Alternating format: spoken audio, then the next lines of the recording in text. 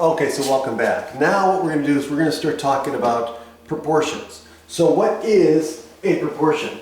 Very simply, a proportion is an equation that involves two ratios.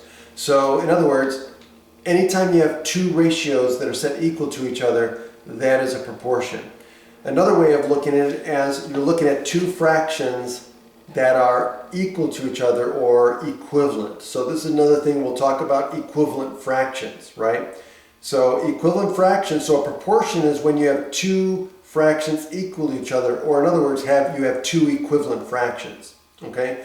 And so this comes up a lot. Proportions are used in lots of different situations, okay? So for example, we've got, this would be an example of a proportion where we're saying 2/5 is equal to 6/15, okay? And so one way of saying this is we would say that 2:5 as 6:15. That's one way of verbalizing it, okay? What can we say? Now here's the thing, when one of the four numbers is unknown, it's possible to find the value of that number, okay?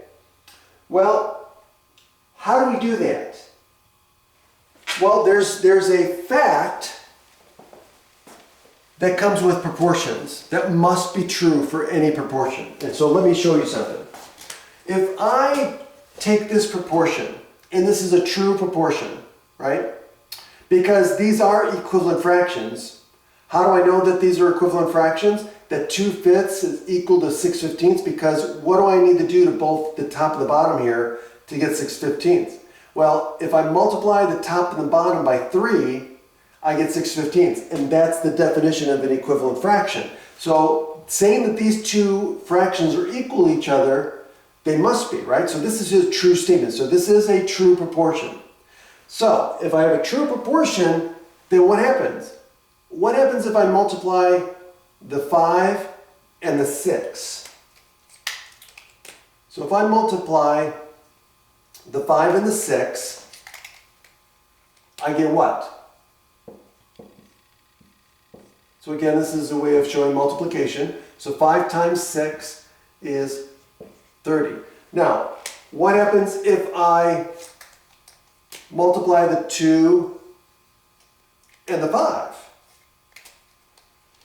Well, or excuse me, the 2 and the 15. Well, I get 30 as well.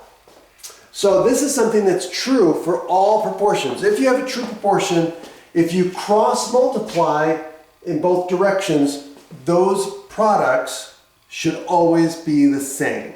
So in other words, let me just write it in symbols. If I have A over B is equal to C over D, so I'm just filling it with some letters, then what must be true is that AD has to be equal to BC, okay? That must always be true, as you've seen here, okay? So this is a way that we can use to solve for an unknown part of a proportion.